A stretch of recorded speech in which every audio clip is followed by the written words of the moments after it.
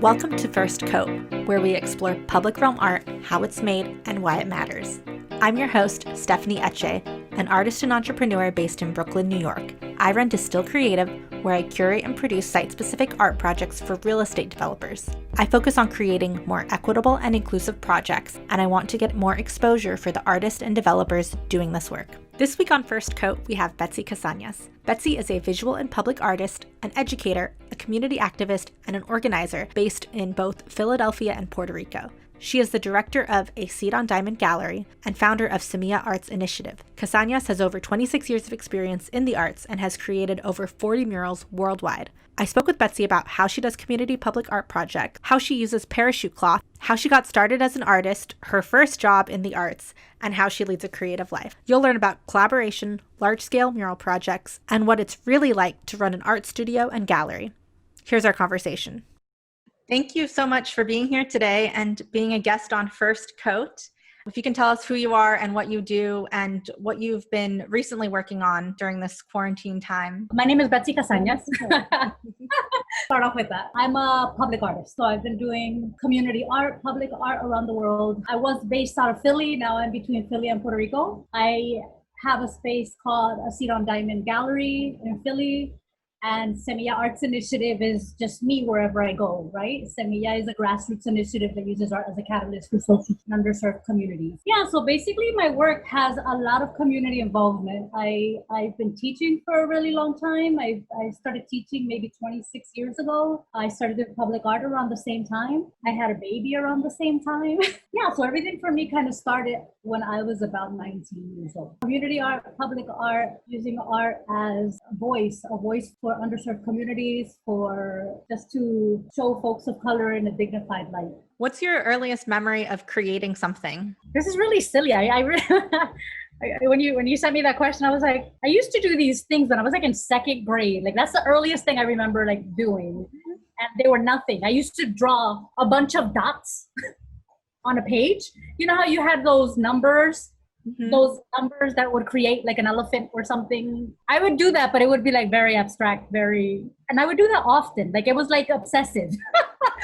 Nothing, very interesting. Actually, that's probably my youngest memory of creating like some kind of art. But I started actually painting and drawing when I was about 14 years old. When I was about 14 years old, I went to a Catholic high school for girls in Philadelphia called Little Flower. And yeah, we had an option. Like we were able to get a music or a drawing class, like a music or an art class. They chose it for you. You weren't able to choose.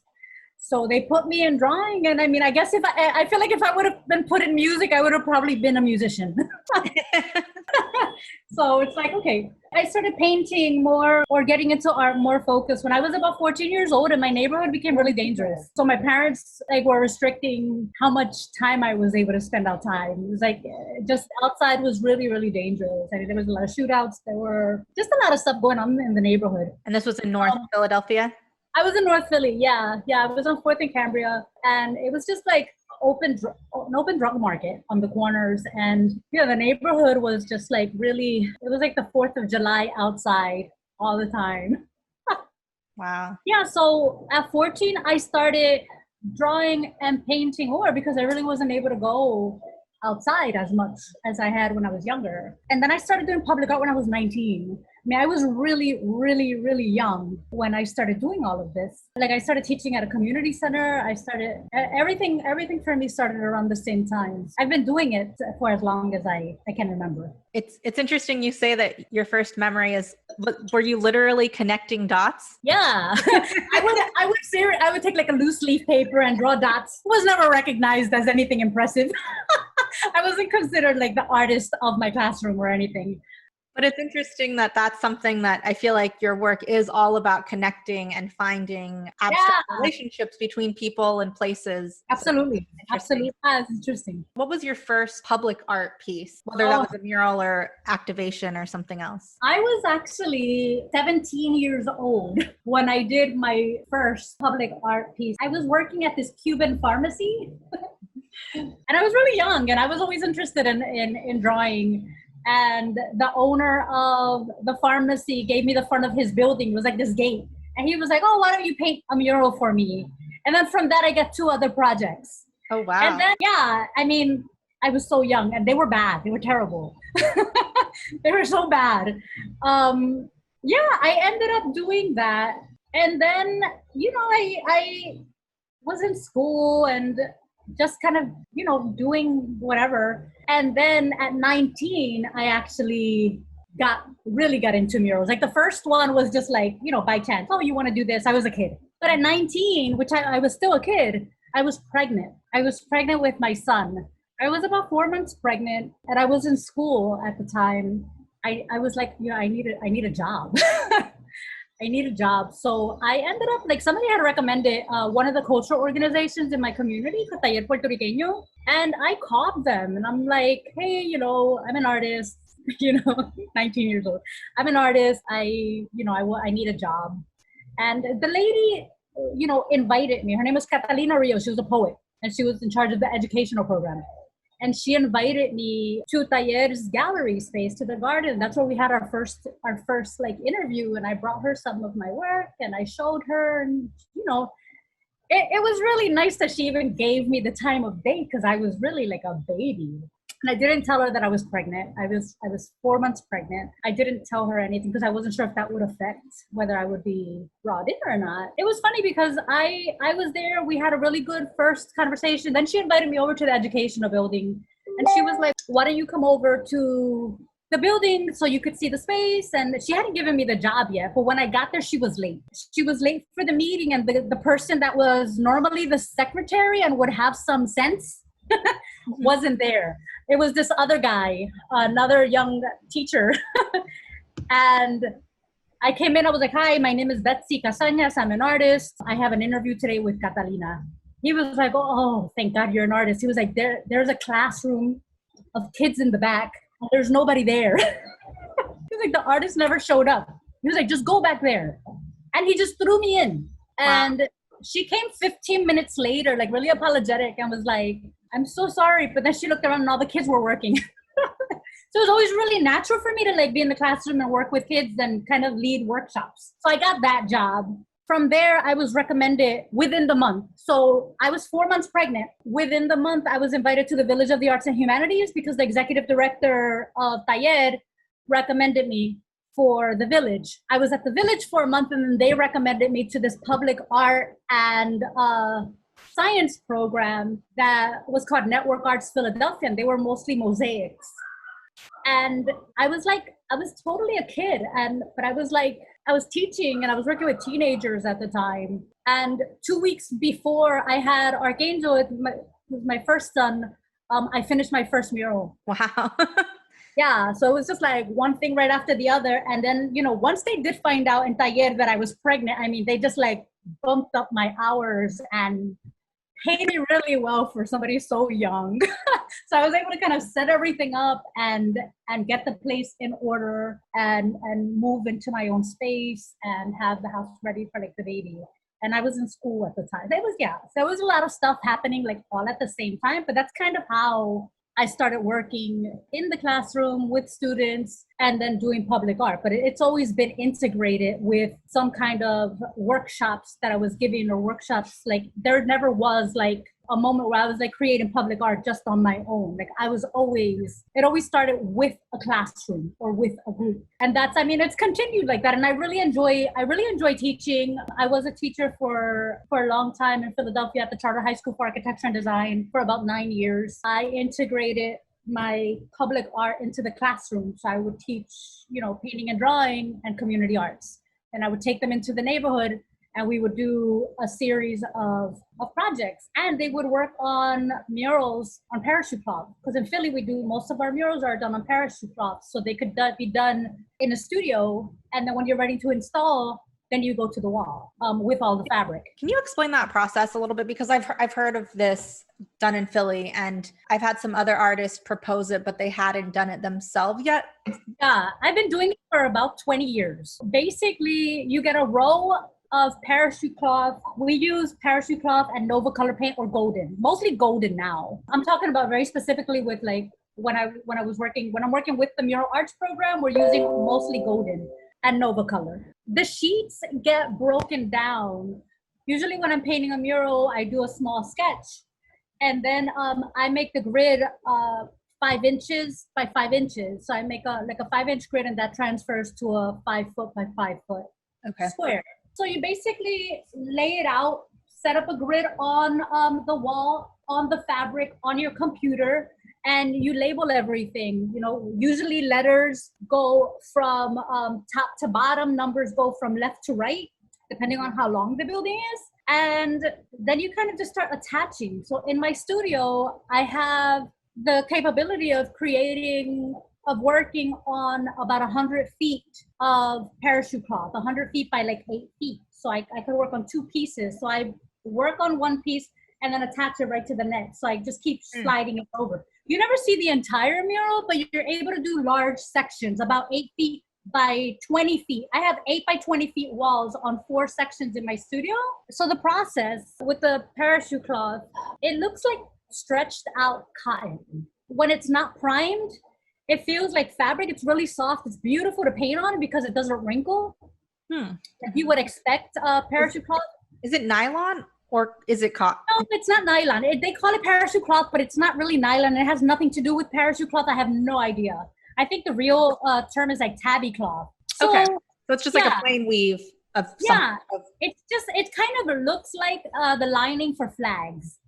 Okay. Yeah. So it's very similar to that. But then when you prime it, it takes on more of a paper, like you're able to tear it. So it becomes a little bit more like hard. So with the parachute cloth, you have to prime the parachute cloth at least twice. It's once or twice.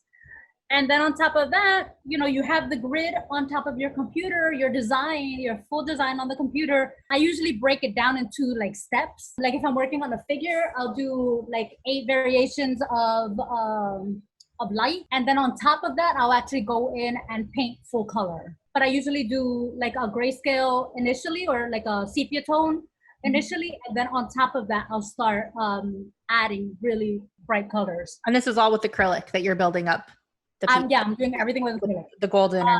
Yeah, we're not using oil at all. It would be way too messy.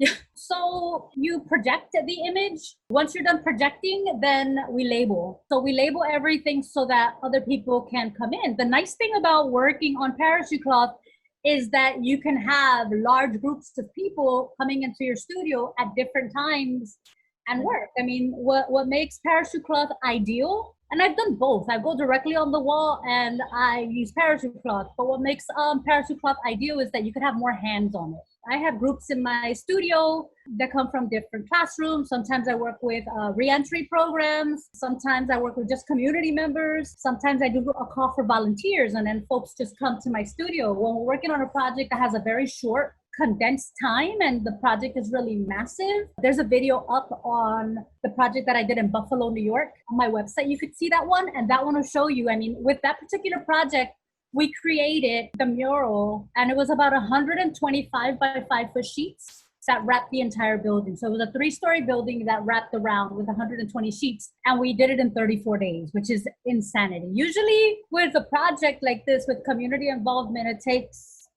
you know, with mural arts, I'm talking very specifically not with mural arts, because I've done murals where I've done them for 10 days and we just kind of whip it out that are fairly large. With parachute cloth, you could get a ridiculous amount of detail, like pattern. Like I do a lot of pattern, really intricate pattern work in my designs. So being able to create the patterns in really small designs, and then kind of like I create a lot of mandalas, just like I'm really interested in like Talavera style tiles.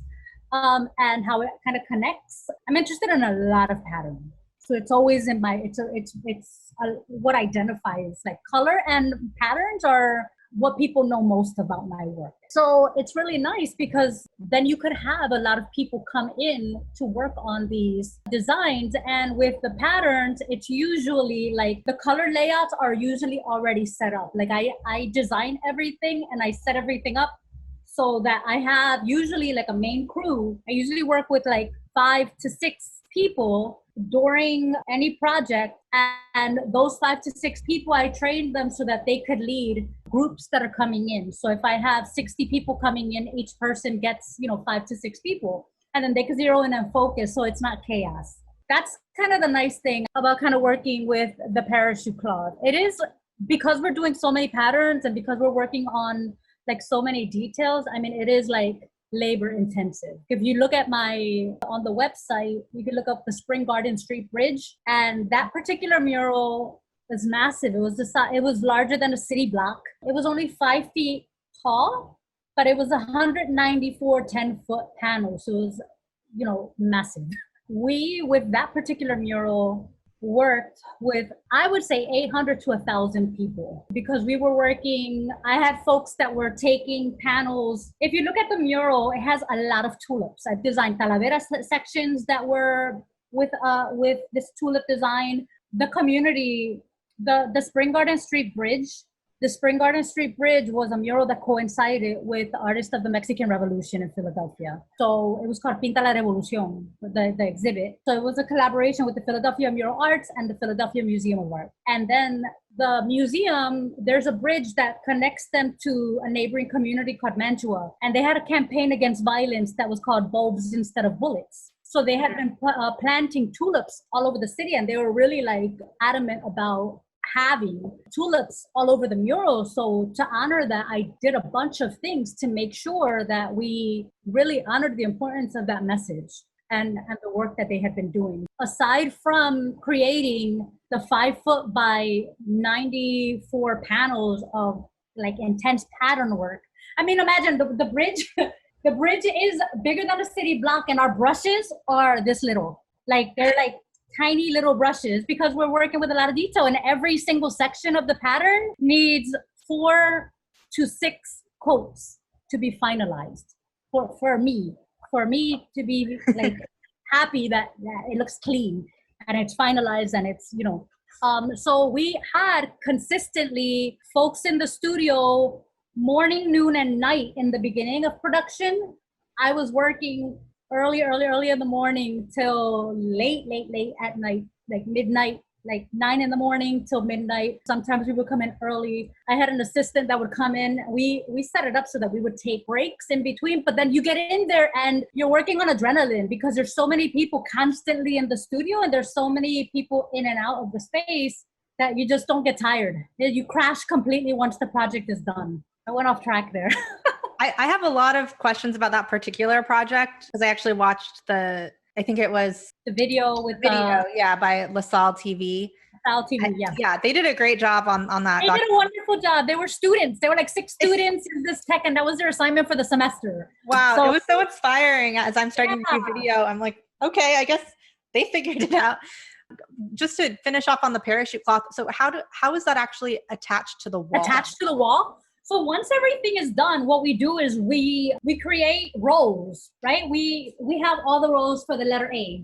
So A1 to say 20. Like for example, the Buffalo project was like A to F from A to 20, A1 to 20. So there were 25 by 5 foot squares that went across the entire building on each section. Once you have everything, basically when we're creating the work and we're cutting down the parachute cloth. Parachute cloth comes in a roll and it'll cut exactly 150 5 by 5 foot panels. So when you cut them, what we try to do is make sure that the part that's coming directly off the roll is the side that we use, so that when we're installing on the wall, the imperfections, even though we try to be really, really organized when we cut the fabric, we try to have the perfect section side by side so that everything lines up, right? So that when we go back in, because once everything is installed, there's usually rocks on the walls, there's holes for windows, there's section, and I designed for the entire building and then I just cut out later. So there's always like scraps of pieces that are left over.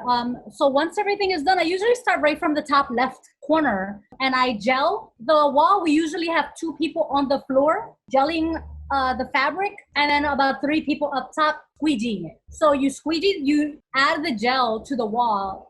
It's a medium. It's a gel medium. You put it on the wall and you put it on the fabric.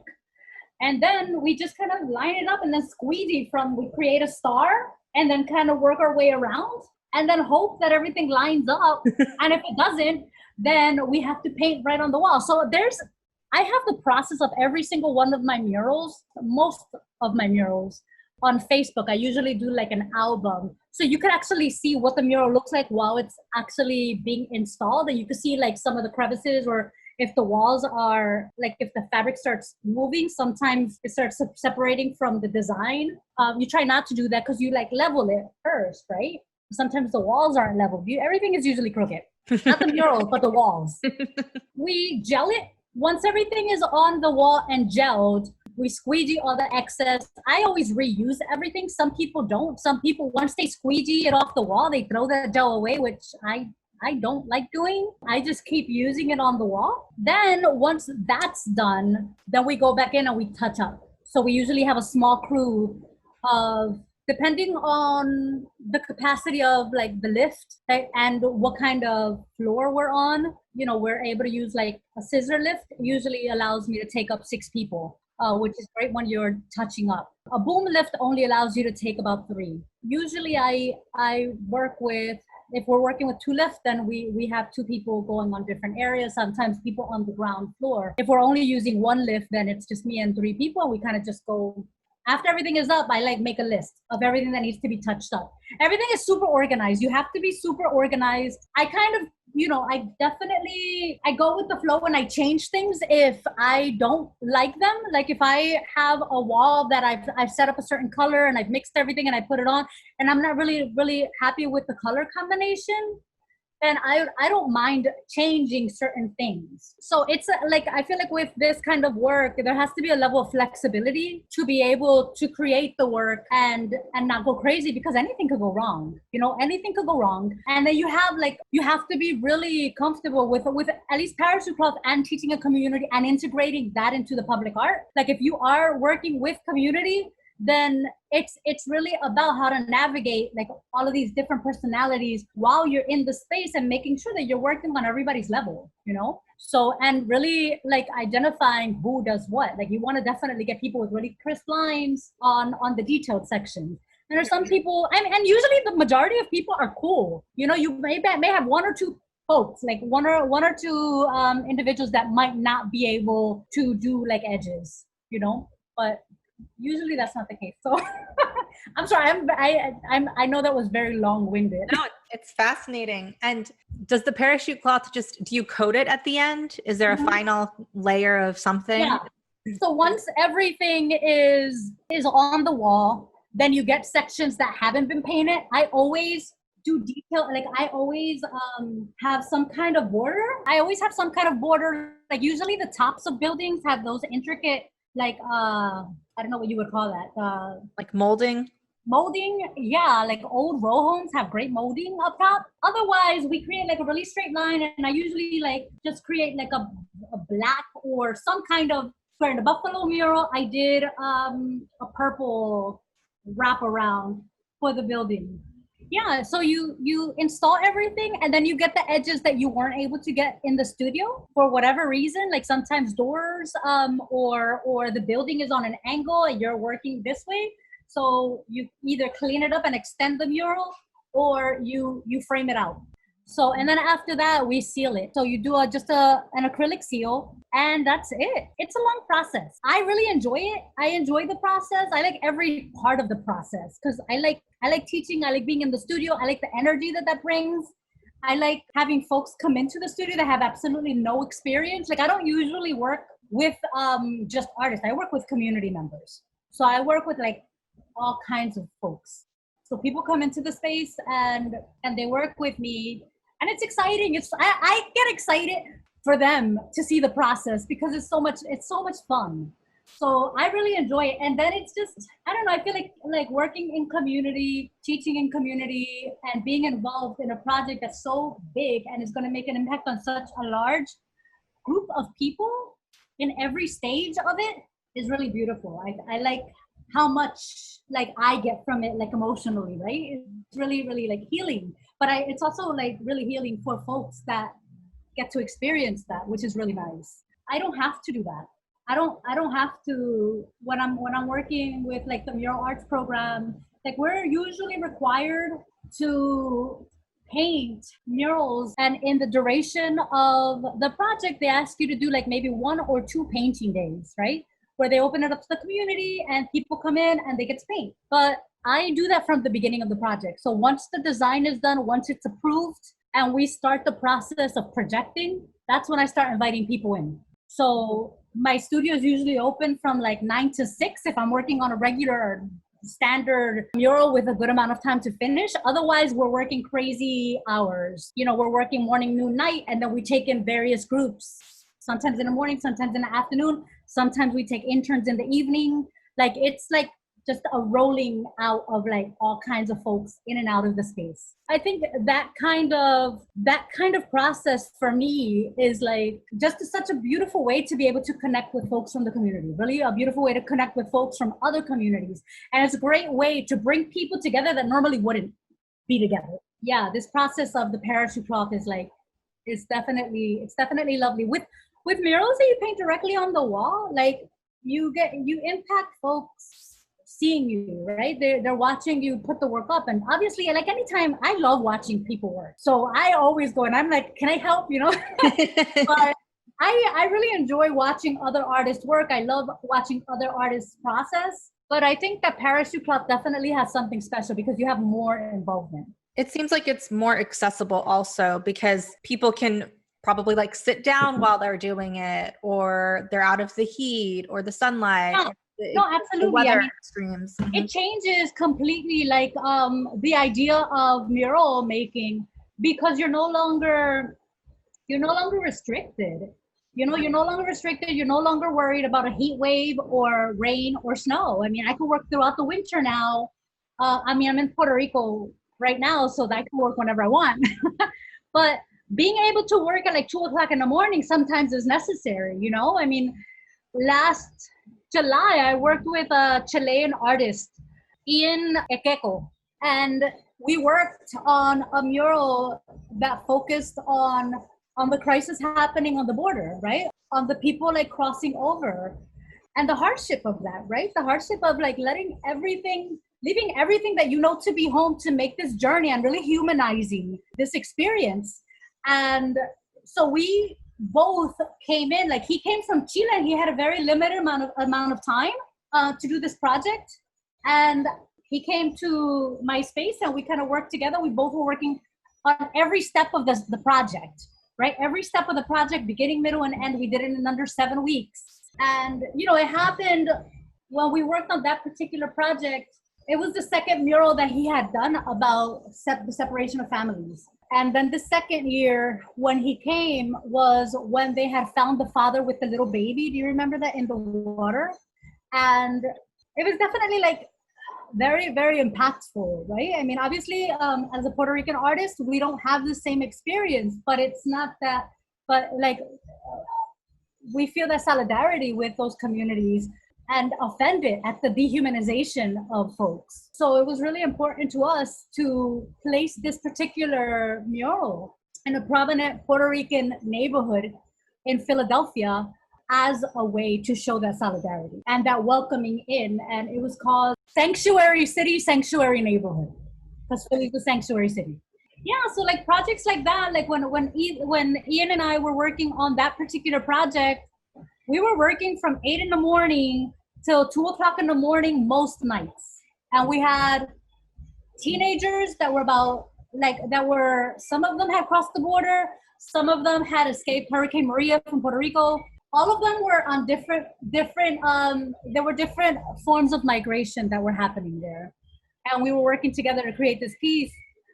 So those kids were with us in the morning, and then we worked with a reentry program with the mural arts in the afternoon. So we worked with folks for about 2.5 hours. 2.5 hours with the kids in the morning, 2.5 hours with the folks from the reentry program, and then in the evening we did interns. And then when they left, we continued working. And it's like, the day before the mural, we worked almost 27 hours. We worked like straight through the night. We went home and slept maybe 2 hours, and we're back on the wall by 5 in the morning that day because the dedication was at like 11. So it's like sometimes it could get really intense, but it's like, again, you go on adrenaline. So. And that was done on parachute cloth as well? Yeah. Yeah. How long does that last? How long does it last on the wall? On the wall, yeah. I would say that they say that it lasts about 25 years. 25 years on the wall.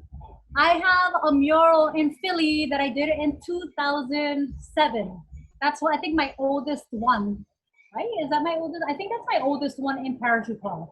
I've worked on Parachute Club with other artists like before that point, but that in Philly was my first one. No, it wasn't. It wasn't my first one. It was like I don't remember what. I've done a lot of murals, so I don't remember. That was the first time I wrote a lift. It was in 2007. I'm confusing my first, but I had done Parachute Club before that. But it still looks good. Yeah, the 2007 one still looks great. It's under direct sunlight. Okay.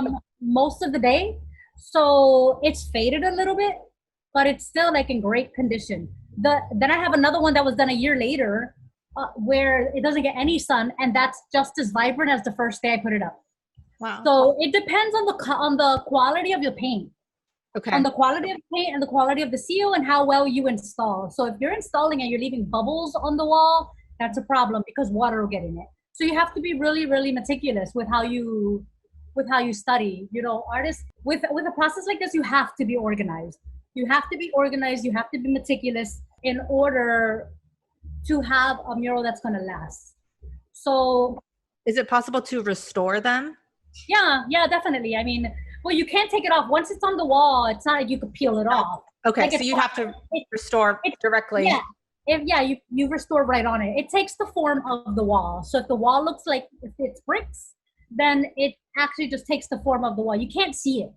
You can't see like paper or the seams at all. Like you can't, like if you get really close up and you're looking for it, then you'll be able to see it. Like, oh, this is where they have it. But usually you can't see it. It's pretty seamless. Are you an artist? Submit your portfolio at distillcreative.com/artist. You'll get on our Distill directory, our artist database, and be considered for upcoming art commissions. You've talked a lot about working late nights, having people in and out all the time. How do you balance just your fine art practice, your social practice, which seem to be very much integrated, but also living your life and taking care of yourself? Usually projects like this are done in a really condensed period of time. Like I'm usually working like 4 weeks. So in those 4 weeks, I don't have a life. I basically am like not reachable. I might escape for the occasional Roomba. Normally, I paint constantly, like with my own work. Sometimes I have a mural and I have paintings that are on the wall that I'm doing at the same time because I'm in my studio. So I'm used to painting a lot of work at once. So with my own practice, I sometimes have about 15 to 18 pieces going on at the same time, like on canvas, on paper, on whatever. Like I do a lot of grids. Last year, I had a solo exhibit in one of the galleries in Philadelphia. And I think I had over 80 some pieces that were for that particular, some small, some large, that I was working on while I was still creating working on public art. I'm in the studio, and sometimes if I have a large enough group of people that are in there working and they're working on details, sometimes things like once it gets to like a core group of people that are consistently in there, don't really need much direction, then I go to my work. But I mean, I'm constantly working on my own stuff. And yeah, I mean, as far as social life, like my house is like right behind my studio. My studio is so close to my house that when I first got the studio, I had a landline, like a phone line. And one of the things, I was able to take it to the studio and not have to get a new line. I didn't have a cell phone at the time. So yeah, I mean, I have a lot of stretches of time where I don't have public art projects that I'm working on. This here right now, being in Puerto Rico has been difficult. I'm really happy that I'm here, but I don't have access to my space. I don't have access to my studio. I brought a lot of like material, not paint, but I brought like charcoal and paper and, some stuff. And I went to the local store and I bought cheap paint and it's just very bad. So my practice here has not been like, I feel like I'm focusing on other things because I have a space here that I would eventually want to create something very similar to what I have in Philly, but much larger. I have 17 acres of farmland in the middle of Puerto Rico. It was my grandfather's. And I want to transform that into a combination of a communal space, residencies, and Airbnb. And basically, that's how I live. Like I bought my house in 2010, and I have like friends that have lived with me and that have helped with the payment of my house. So being able to do like Airbnb and have folks that live in my house has been definitely a way for me to survive during slow periods, because sometimes you have a project, like if I do 2 murals a year, that's a pretty good amount. And that usually happens from June till maybe November. Not that they can't happen like at other times, but usually that's how it goes. So I have long periods of time where I am like home, and I have the gallery. So we have like, the gallery hasn't had anything since I've left, but we usually have like, I collaborate with different folks in the community.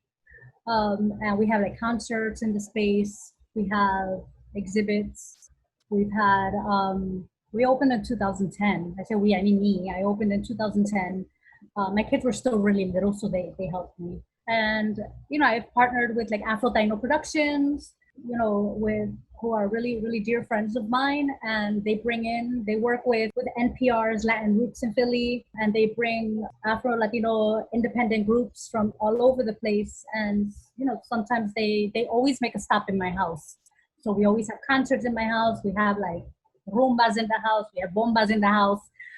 We have exhibits, we always have something happening, right? And the idea is like collaboration. Like a lot of the work that I've always done has been about collaborating with other community members in order to create these sacred spaces and give voice to what's happening in the neighborhood. Do you think those collaborations come from just you being in a place for a long period of time, or is there something specific about Philly and I guess Puerto Rico to that degree that allows people to have more time to collaborate?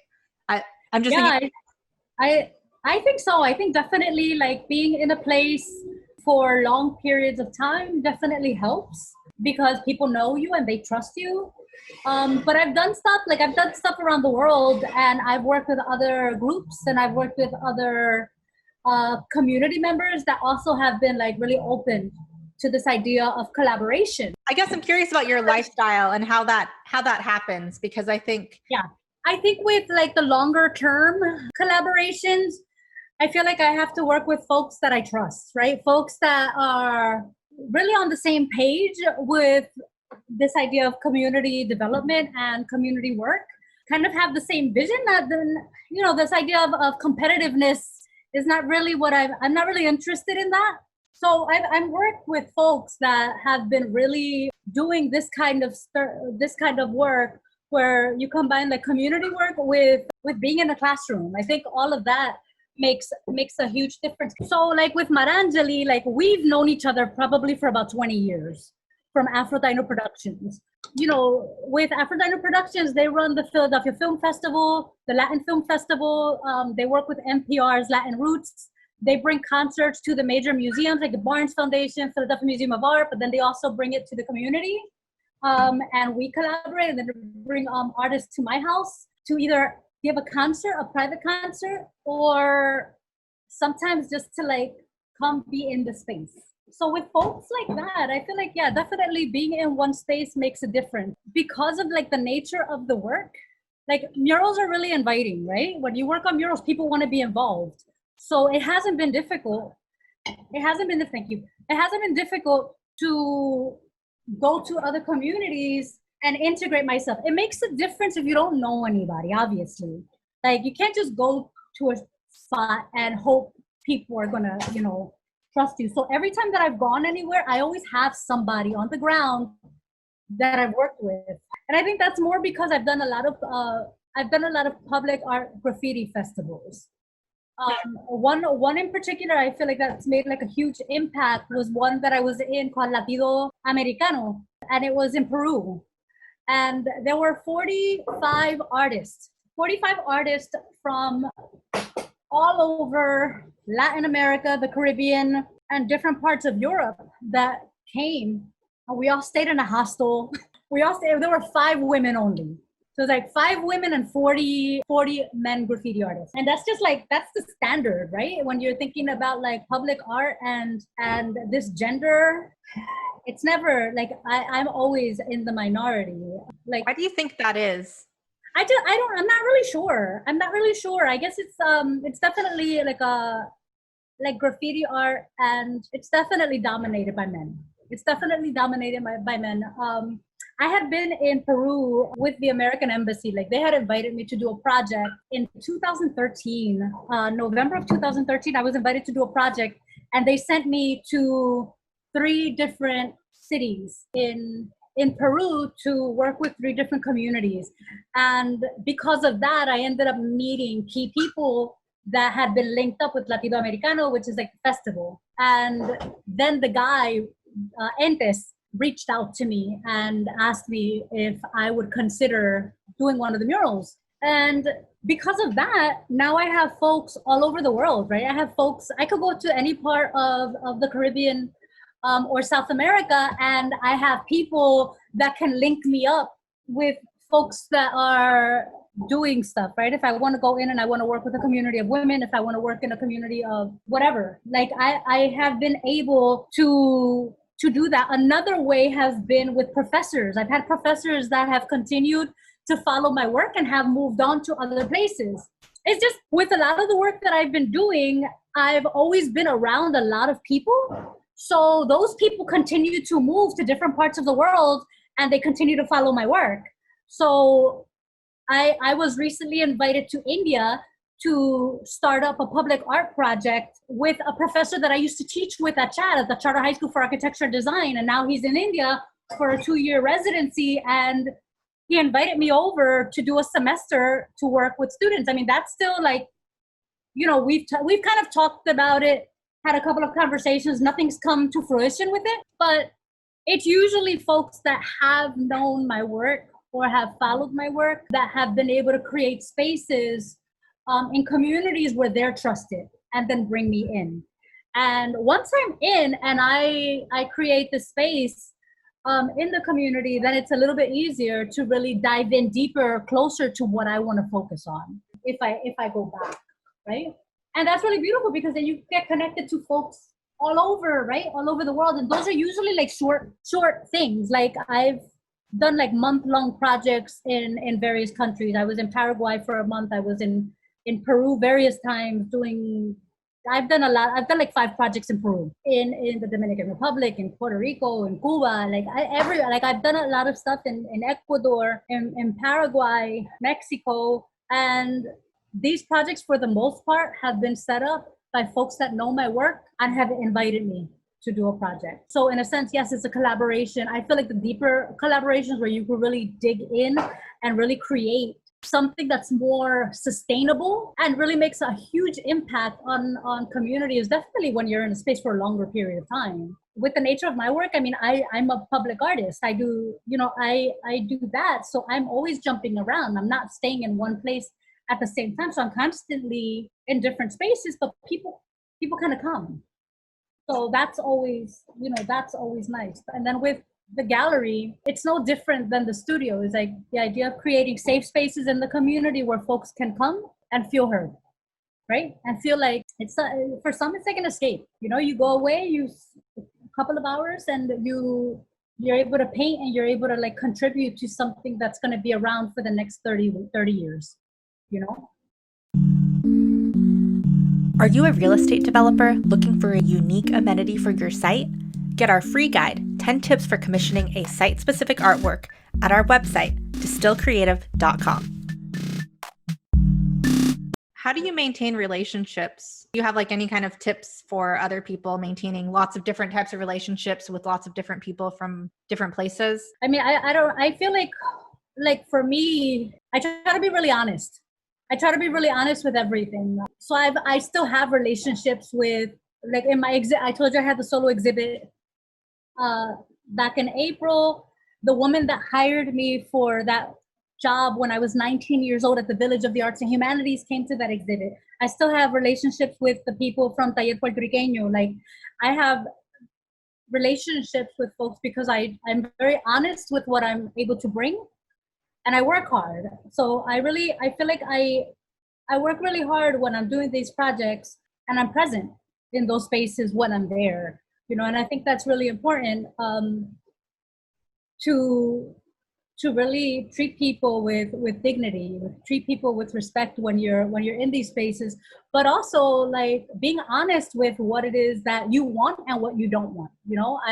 I like a certain kind of environment in my space so that I'm making everybody feel comfortable. When I'm in my space in my studio in Philly, like I try not to have people, like I really try to have people be mindful of, like, something as simple as cursing. I mean, I like, and not trying to censor folks, but I feel like we have to realize that there's a time and a place for different things. And when we're in like a community space, trying to create a place where people feel comfortable sharing, creating an environment that's a little more hostile, it makes it more difficult. And my dad is in my space. Like my dad works with me in my studio. My mom comes in all the time, and I have some folks that are just like older. So I mean, I have like it's pretty intergenerational. I'm not working with like just 20-year-olds that are interested in becoming muralists. I'm working with like teenagers. I'm working with high school students. I'm working with university students.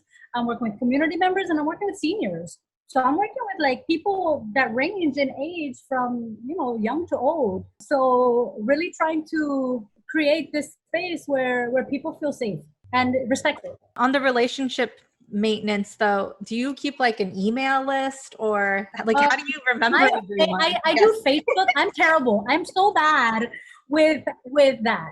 The only way that I connect with folks is usually Facebook and Instagram. And I have my website. And obviously people that need to get in contact with me can get in contact with me through those mediums, right? But what I try to do is I always show what I'm working on. I always show, the process. So people that have worked with me in Peru can see what I'm working on in like Boston. People that are in Boston can see what I'm working on in Puerto Rico. Like, so I always show it because they, a lot of people have been involved. So that's been a way to kind of connect with folks, and people like reach out to see how I'm doing or to talk about another project. The project that I did with the American Embassy in Peru linked me up with like an AmeriCorps type project, like Peace Corps, but focused in Latin America. So I was able to work with a lot of like young folks that were working in these indigenous communities and kept in contact with me. So from that, I've been invited to like Haiti and Paraguay. So I mean, I was able to go to Paraguay. I haven't done Haiti yet, but it's because of these folks that worked with me, and they were part of my main crew because I trained them during a 10-day workshop. And sometimes the 10 days is all you need to have that, to like build that. And I have relationships with folks that are like decades long. And obviously I'm not talking to people every day. I'm not like sending emails to let them know what I'm doing. I'm bad at that. I need to work on that. But I do try to keep my, like when I'm working on projects, I do try to keep back current so people could see what's happening, what's going on. And they like seeing the process. So I like sharing the process. And it sounds like your work, just the nature of it, because it's so intense, that you really do build a relationship with them, even if it's just like a day thing or someone's just coming to the studio for an afternoon. So they get that high touch from you, and then it just kind of continues. How does funding work on these projects? Are people usually coming to you with like, I have this budget or I have this funder, or are you having to fund them, or is it a combination? No, I don't know. I haven't funded anything. Like with my projects with Semilla, right? What I was telling you earlier was when we have projects for Semilla, we're required to do like 2 days of programming with folks from the community. When I open my studio up for the duration of the time, so I'm actually like teaching and I'm working with the community. That I'm not charging for, but that's because I enjoy it, and we end up getting a lot of hands and help on a project like that. But as far as funding, I mean, right now I'm applying for projects like on Call for Entry is a website online where they have like large budgets for different projects in airports, in different, just a bunch of universities, in different cities. So that's like one mainstream that I've been applying to projects on. I've been a Philadelphia mural artist with the Mural Arts program um, for 20 years now. So they've consistently given me work, and they usually have like a pretty good budget. A lot of the projects that I've done in other countries, like in South America and the Caribbean, it's different. I feel like the U.S. has money. When we go to these other countries, the budgets are significantly smaller, and that's fine. I feel like there's a lot of work that I've done that has been for free, but they've paid for materials and housing and food, and I've been able to work those things. But those are usually like more projects that are like dear like to my heart, right? It's like more projects that are really about offering resources and this other alternative to creating beautiful spaces in communities that struggle, right? Communities that are really, really, really underserved. I mean, like with Peru, I was in spaces where there was no running water.